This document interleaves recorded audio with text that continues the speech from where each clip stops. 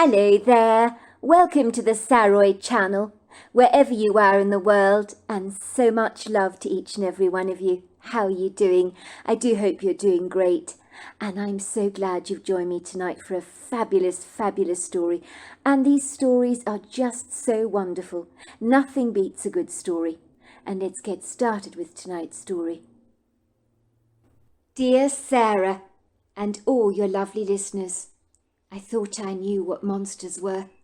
As a young girl, I believed they were mysterious shadows that lived surreptitiously under my bed, or in my bedroom closet, under the stairs in the entrance hall, or hiding out in the great big grandfather clock in the hall, or could be found in the woods, lurking among the trees, blending in seamlessly to the scenery, so that no one knew they were there. But I always knew. They were a very real presence in my life, when I walked home from school, and when I exited the school bus every day. I knew they were there, lurking clandestinely in the shadows, watching and waiting for me, with jaws salivating over the very smell of my blood, delighting in the taste of my fear. I'd felt their eyes burning into the back of my neck like red-hot coals.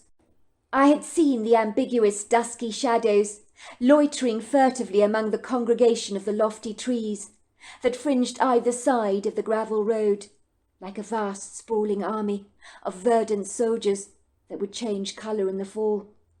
I'd hear the leaves rustle, observe the boughs of the trees swagger and shake precariously, like inebriated drunks, when there was no wind there to swing those branches. I knew that trees did not move on their own accord like this, without a persuasive nudge from the wind, or without a compellingly large, ponderous hand to surreptitiously move them up and down. I knew it was the monster, peering at me through the foliage of the trees, always watching, always waiting. Then there were the thick layers of mulch-like leaf litter that trespassed across the uneven earthen floor, in blankets of crisp leaves, but they too could not crunch on their own accord, without surrendering to the wilful pressure of a powerful footfall, for the scrunching, crackling sound could not come from anything else. Someone was out there, or more to the point, something, and whoever and whatever it was, I knew that they were watching me. I don't know how to describe the unshakable feeling that held me hostage to my fears. Icy cold chills would prickle magnanimously down my spine, along the backs of my neck, as if I could sense a pair of intrusively prying eyes, burrowing rudely into the back of my skull. But when I turned around to examine the woods through my anxious, befuddled brown eyes, nothing was ever there. But I knew that something was, even if my naked eyes could not physically observe the monster. In my body, I instinctively sensed there was something there that would move in on me, closer and closer and closer, as I walked home from school, closing in on me so tightly with such an insufferable claustrophobia that I could barely breathe at all. For it was almost as if all the oxygen of my breath had been stolen from me. If in a moment of brazen confidence, when I dared to survey or even scrutinize my immediate environment more closely, it was as if everything stopped with me, almost as if I was conducting an orchestra, and when I stopped, so did everything else. The woodland birds would cease to sing, and even if there was a still breeze, it too would suddenly become mute. Everything became too still, far too quiet for my peace of mind. For in the frighteningly unsettling silence, I could hear the terrifying screams of my own heart, crying out, "Run, Ruth! Run! Run! Run!" I always felt certain that out of the shadows a hand would grab me violently, dragging me into the woods, kicking and screaming, calling out for help. I knew that a powerful monster lived among the lofty congregation of the trees. He waited for the school bus to arrive every day. He was waiting for me, biding his time, like the sand in an hourglass, waiting for the perfect moment to strike and lash out at me. I remember the feeling of uneven ground, twisting my ankles, as I walked faster and faster and faster down the gravel road, as quickly as I could, towards my home. As the billowing streams of dust from the school bus would retreat behind me, until I was left all alone, without a solitary soul in sight, on a road that was isolated, forsaken, abandoned, where I became conspicuously aware of my own shadow, conscious of my own fragility, for out here among the trees I was all but a small speck of dust. I would stand there for a brief moment, breathing as deeply as I could, too affrighted to look in the direction of the woods, as I became painfully afraid of what I might actually see. I knew the monster was in there. I could feel him, sense him, see him so clearly, so distinctly in my imagination, that spared me no mercy, or did little to reduce the glaring horror of those haunting airy spectres, that it would impregnate my mind as vividly as the bright red paint being splashed across a naked canvas and dribbling blood down its white folds.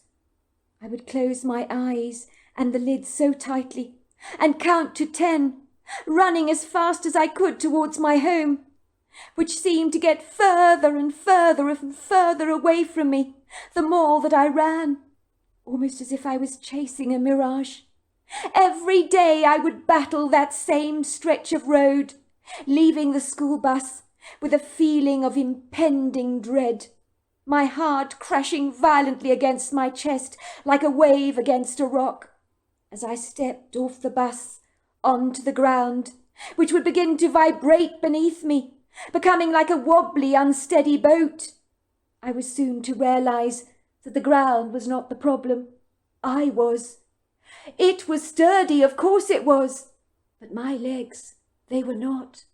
It was my crumbling, skinny legs that would drag down that country road as fast as I could, my sneakers picking up clumps of dirt and mud, as well as random pebbles. My laces would occasionally come undone, and I would trip over them precariously in my desperate haste to get away. I was always wondering whether today that thing in there, whatever it was, that was watching me, was the day that it would reach out to grab me. I would run and run, with my knapsack over my back, and I would not stop until I got home. I would scramble over the front step of the porch and run through the house like a blusterous easterly wind, with the front door slamming behind me and my breathing fast and furious. If my father was around, he would grab me in his outstretched arms, his breath warm in my ears, and he would say in his gravelly baritone reassuring voice, "Steady now, I've got you, Ruth, I've got you." I would hold my father so tightly, the smell of his Old Spice aftershave would anchor me to the ground, and suddenly I would feel safe enveloped in his loving hold, knowing that the monster was far away now in the woods, watching and waiting for another day, another time, another hour, another opportunity, when he would lash out at me, but not now. Now I was safe in that precious moment. Nothing else in the world mattered to me. I didn't know about other children. I was 10 at the time. I wondered if other kids lived with fear like I did every day of my life when I took that intrepid journey from school on the loneliest, most forsaken piece of road imaginable. When I felt my heart beat from my chest to my neck to the back of my eyes, as my whole body quivered and shook with what I perceived was always a threat. I had empathy for rabbits and squirrels and all kinds of small animals racing away from a predator, for I knew all about how their hearts fluttered as they escaped their foe. It was only after the age of 10 that I began to realize that monsters did not necessarily hide out in the old grandfather clock, or in my clothing closet, or under my bed, or even in the woods. No, it would seem. Sometimes the monsters can live in plain sight and among us. And sometimes we might find that the most unlikely monster is the one that we love the very most. It was 1992. I was 10 years old, living with both my parents as a single daughter, and given my mother had been unable to fall pregnant again after I was born, I was highly treasured by both of my parents, for my mother knew unequivocally she could have no more children, which meant I was very prized. My mother often described herself like Hannah in the Bible. She cried out to God, asking him to bless her barren womb, and it would seem he did. So my mother called me Ruth, which means compassionate friend, for she believed that God had been merciful to her, had been a true friend, showing her compassion and blessing her womb. Family was very important to my mother, who was raised by nuns in a convent, and had absolutely no idea if she had any living family members. But she suspected she did, but had no way of tracing them. All she knew was a young, distraught teenage girl had dropped her off as a newly born at the convent, claiming she couldn't look after my mother, and if her parents knew about the baby, her father would kill her. The nuns suspected the poor young woman, who gave birth to my mother, had done so in her own bathroom and hidden my mother in a blanket. Then she dropped her off at the convent the very next day. The girl refused to give her name to the nuns, but she had a few words that were left for my mother. "Tell her I'm sorry and that I love her, but I have to let her go." And then she was gone, and the nuns raised my mother and grew very attached to her, bringing her up in the convent, where she was homeschooled. At one stage the convent did try to place my mother in a home, but after she cried and cried for Sister Alice, she was promptly returned to the convent, and the nuns believed she was meant to grow up there, and so they faithfully attended to her every need. Sister Alice became the matriarch in her life. She was convinced she wanted to become a nun herself, for she knew no other life than living amongst the nuns. But Sister Alice wanted my mother to get a job in town, where she worked for the library, becoming a librarian, and that was where she met my father, when he took out a book from the library called Secrets in Plain Sight, and for some reason the title of the book inspired my mother's curiosity. My father invited her out to coffee, and the two of them engaged in a whirlwind romance, and once my mother was married, she couldn't wait to fall pregnant. But pregnancy eluded her, like a hot air balloon on the wind that you just can't catch. But then one day, miraculously, a pregnancy test revealed that my mother was indeed pregnant. She wanted to shout from the rooftops that she was pregnant. She was so overjoyed.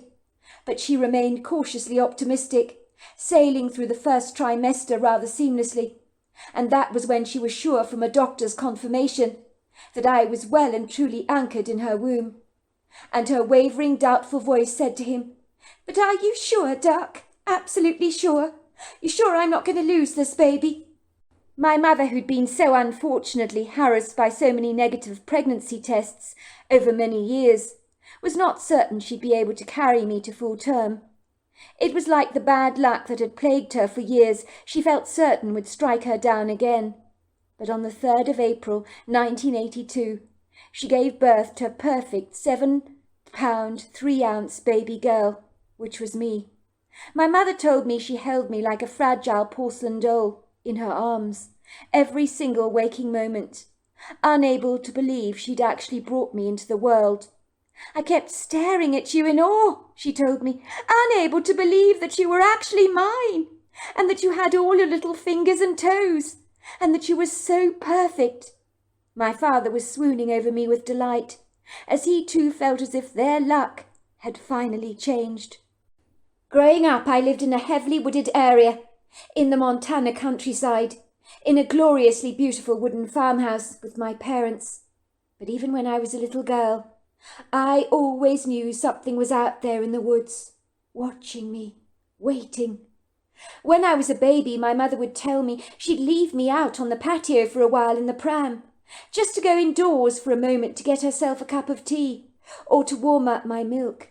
And when she returned onto the patio, I would be gurgling away in delight, as if I found something terribly amusing.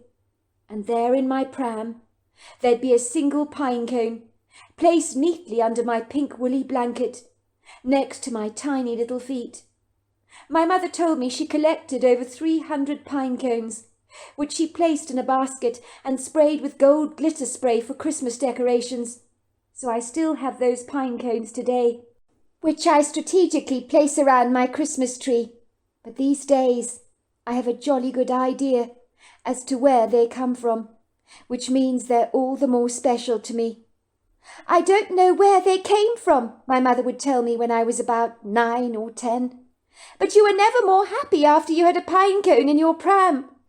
And so I decided, when my back was turned, that angels were clearly watching over you. I remember thinking that quite the most extraordinary story that I'd ever heard. And I would wonder where the pine cones came from. And I would imagine a beautiful angel in a white flowing silky gown with huge white feathery wings, putting a single pine cone into my pram, especially for me. It always made me feel favoured, as if in some unforeseen way I was being divinely protected, as my mother had claimed. At the time I had no idea that what was watching over me did not possess white feathers, nor did it have wings, but it was indeed as outer-worldly as an angel would be, in every single sense of the word. My parents had a loving relationship, but my father was a very quiet, introverted man, who never really said very much, but I knew he was kind and gentle, and he treated me as if I was the most precious thing in the entire world.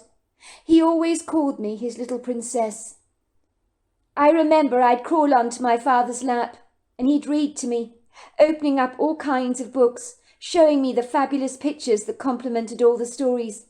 My favourite story was The Stinky Cheese Man, and other fairly stupid tales, and The Rainbow Fish. My mother did not have many friends, through no fault of her own. She and my father were very evasive as far as the other townsfolk were concerned, and my father did not like my mother getting too friendly with the folk in town, so most people knew little about my family, as they were very private, reserved people who did not socialise with the locals, and people soon stopped extending my parents' invitations to barbecues and special events, as my parents would drop them a note saying, "We're sorry we're unable to attend, but thank you for your kind invite all the same." I had made friends at the local school in town, but even when I went to stay at friends' houses, my father would pick me up, thank the parents, but never fully engage in any friendly banter, because my father was a closed book and not easy to talk to, and people finally just began to accept that. One night I woke up in my bedroom. I was 10 years of age at the time, with the airy sense that something was terribly wrong. My heart began crashing violently against the wall of my chest, like the bough of a tree banging precariously against the eaves of a house. The night light was on.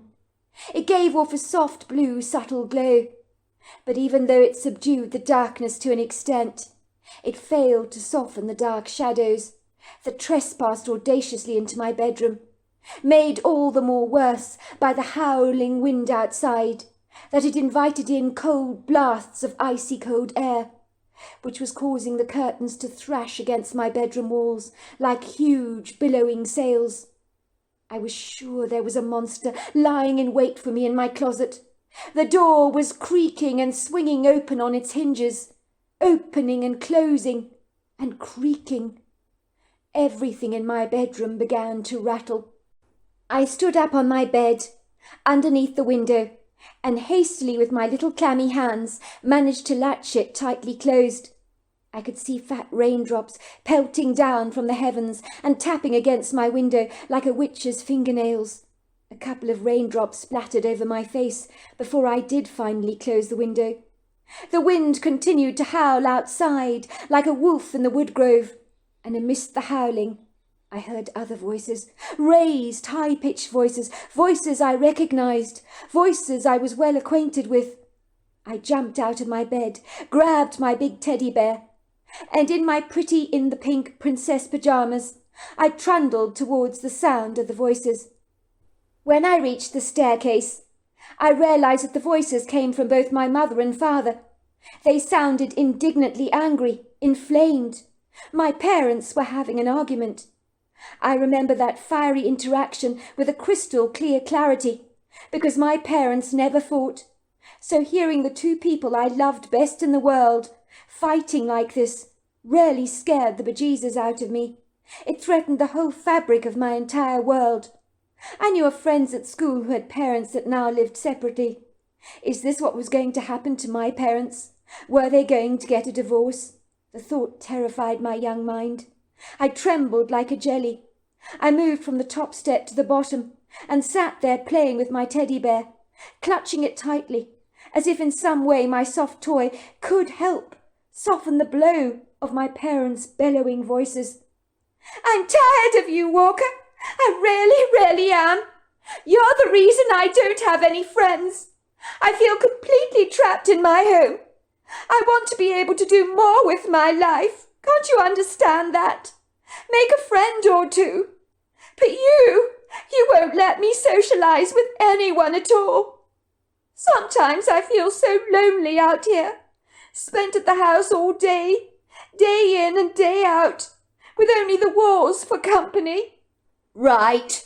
So you're going to blame me, are you, Phoebe? Because you feel miserable and sorry for yourself? Don't I give you everything you could ever want? You've got me. You've got Ruth. What more could you ask for? How can you be lonely? You've got us. Do you realize how ungrateful and ungracious you sound? That's not the point, Walker. It would be nice to have a friend or two, but you won't let me invite anyone over to the house. You won't let me meet someone up in town for a coffee. Even getting a part-time job might be nice for me. It would be an opportunity for me to make some friends. I won't let that happen, Phoebe, because I want to look after you. You don't know what these people are like in town. We know nothing about them. Granted, they might be friendly on the surface, but anyone can put a smile on their face, can they not? It doesn't mean that they can be trusted. How many times do you hear the townsfolk gossiping about people? I don't want you to be the subject of their gossip or ridicule.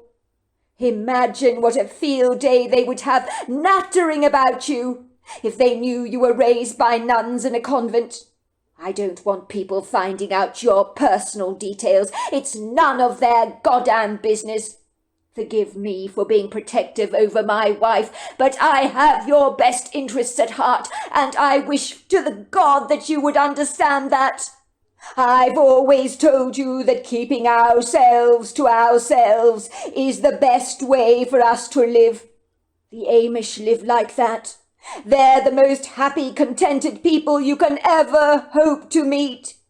They're not caught up in the superficial grip of the materialistic world that promises so much and delivers so little. It's a rat race out there, with everyone running along a hamster's treadmill, getting nowhere very fast. Amish wives respect and adore their husbands and are sweet and polite. You could take a few pointers from them. Now you're being mean and unfair. You know I love you, Walker, with all my heart. But this is different, Walker. You know it is. The Amish live in large families. A woman like myself would have friends of her own age to talk to. They enjoy spending time with each other. They probably never get lonely. That's what I've been wanting all these years, that you have denied me, Walker, even if it was only just one good close friend. Is it my fault that you've been unable to have any more children? I would have been happy to have a football team, but that was never going to happen because of your barren womb. I don't mean to be unkind, but it's the truth. If we had more children, you wouldn't have had time to get lonely. You'd be so busy running around after them, far too exhausted to even consider adult friends. But you don't understand, Walker. Ask any woman who has children. It's great to have a grown-up conversation from time to time with someone in a while. I need that in my life. When I was at the convent, I grew up with older women. It was all I ever knew. My friends were grown up. I enjoyed listening to their adult conversations, especially Sister Alice. Oh, she always made me laugh. She was so much fun. Why are you making a big deal about this, Walker? Why are you afraid of me making friends with other women? Why are you trying to control me? Why are you so insecure? If you're seeking adult company, you can speak to me, can't you, about anything you want? And what about my sister Teresa? I don't see you rushing over with enthusiasm to greet her when she pops over for a visit. She could be a good girlfriend for you, if you gave her half a chance. But you've already decided you don't like her. Are you kidding, Walker? I can't believe you're saying this to me. I don't like Teresa, because your high and mighty sister has never liked me. And you know why? Because no one, and I repeat, no one is good enough for her brother. She made that clear to me when we got married. Do you know, she came up to me and said, "You'll never be good enough for my brother." How do you think that made me feel? That's the cruelest thing that anyone has ever said to me in person. Let's not kid. Your parents don't have much time for me either. They look down on me because I was raised in a convent and was dumped on the nuns as a baby. It doesn't matter that I could have been the progeny of a high society woman who hid her secrets in the shadows. No, I must be the lowest of the low according to them, because I was dumped by my mother at birth. She didn't want me, so then why should anybody else? Well, maybe my sister Teresa is right about you, because all I'm hearing you do is whinge and moan and complain, when I've given you the entire world. Look at your gratitude. It's in very short supply, isn't it? But I want a friend, Walker. Why won't you let me just invite one of the locals around for tea? I like Penny Burglass. She's a very sweet woman.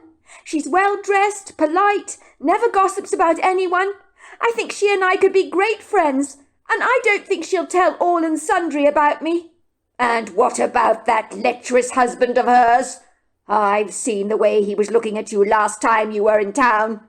That man has only got one thing on his mind. He's a predator. Where on earth did you get that idea from, Walker? You don't half talk through your backside at times. You do dream up the most preposterous imaginings that have no bearing with the truth whatsoever.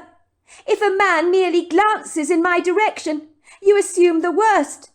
For your information, Penny Burglass's husband is devoted to her, and he does not have a wandering eye. I think you're looking for any poxy excuse you can to make damn sure I don't have any friends. I know you push people away and don't get close to anyone yourself, beyond your sister Teresa. But you and I are different in that way. There's nothing wrong with that. I understand your reticence, I rarely do. But you and we're not wired the same. I need friends, can't you see, Walker? For my emotional well-being, for my stability. Can't you see that? Sister Alice helped me get through life as a young woman. She was the one who encouraged the Mother Superior to keep me and not put me in a home with perfect strangers. It was all right when she was alive. She was a mother and a grandmother to me. She'd write to me from the convent and send me long letters. But after she died, I feel so horribly alone now. It's all right for you, Walker. Your parents and your sister Teresa are alive. But I'd like to remind you, I've got no one. Here we go again, whinging and whining, feeling sorry for yourself about having no girlfriends. Listen to yourself. You're pathetic. Find something else to do with your time, for God's sake. Try being industrious or creative. The Amish woman spent hours baking bread, growing and canning their own vegetables, and I bet you they never complain and grumble like you do. You're like a punctured balloon, constantly giving off gas. How dare you, Walker, said my mother. I heard my mother slap my father across his face, and then everything from thenceforth went horribly wrong. My mother began to whimper, and I heard her crying, "Please, no, Walker, don't! What are you doing? No, no!" Then there was a mighty thunderous crash, the sound of someone falling on the ground. and then all was very silent. So silent I could only hear my breathing. I stood there rooted to the spot for a long while, my little head trying to comprehend what I'd heard. I ran to the living room, and I saw my father rolling up a carpet with something inside the carpet. When he saw me, standing in the doorway, he looked up at me with a frown on his face and said, "Ruth, what are you doing up?" "I heard a noise, and I heard you shouting. You and Mummy were fighting together." "Me and your mother, we had an argument. Now you run along to bed. Everything will be all right in the morning, you will see." I remember clutching my teddy bear tightly, racing up the staircase to my bedroom. The wind was still howling outside against the house, but I could hear the sound of my father's truck door, slamming, the wheels of his truck crunching the pebbles of the driveway. My father was driving away from the house. Where was he going? I went and lay down in my bed, clutching my teddy bear, and only falling asleep when I finally heard my father's car return and the front door slam behind him. Thank God he was back. Now I could sleep peacefully, knowing all was well. It was in the early hours of the following morning. I woke up feeling exhausted, wiping away the cloying debris of sleep from my eyes. I heard voices coming from downstairs, and a woman's laughter that did not sound like my mother's pretty trill. The early morning sunlight had filtered through the curtains, as my bedroom was north-facing. No one woke me up to get me up for school, and the clock on my bedroom mantel said 9:30. It was late. I should have been at school ages ago, but no one had bothered to wake me up to get me ready. Normally my mother would be out and about, clucking around me like a gushing mother hen. But not this morning. Where was she? Something was very off. Normally my mother would remove my clothes from my closet and then say, "Now I want you to get dressed in these, Ruth, and brush your teeth, and when you're done call me, and I'll do your hair for you." She'd brush my long brown hair until it shone. Sometimes she brushed it over 100 times, and would either braid it or put it up into 2 ponytails, after which I would trundle down the staircase. My mother would make me breakfast every day, usually oatmeal porridge with cooked apple and cinnamon, and then I would take that harrowing walk to the school bus on that long, lonely road. But everything was different this morning. It was as if the day was singing a completely different tune, and the normal rhythm and flow of things had been exchanged for a new, very different song, a song I wasn't sure that I actually liked. As a kid, I thrived on routine and felt safe and secure when my life, like a ship, sailed through the same familiar ports, day after day. But the trajectory of this morning's routine was so different. Martha, our marmalade tabby, slept with my father religiously, night after night. But now she was lying on my bed, her paws outstretched, looking at me through devoted green eyes. Her very presence in my bedroom suggested that she too had sensed a shift in the atmosphere this morning. More telling still was I didn't hear my mother's sing-song voice, her cheerful laughter, and there was no smell of lily on the valley wafting around the house, which it did every morning, once my mother was up and about. I loved that smell. It brought me so much comfort, so much reassurance. But where was she? I crawled out of bed, still wearing my pretty and pink princess pyjamas. I grabbed Prt1of3, my teddy bear. I sauntered down the staircase, holding my teddy tightly in my hands. I had a profound sense that Prt1of3 would offer me solace this morning. It would seem I was not wrong. I could hear my Aunt Teresa's voice. What was she doing at our house this early in the morning? She never visited us at this time. Aunt Teresa was a very posh woman, who had the most beautiful curly writing I'd ever seen. She called it calligraphy. She was always dressed in fancy designer clothes, and her hair was kept short but immaculately styled. And she spoke with a plum in her mouth, which means she spoke very fancy.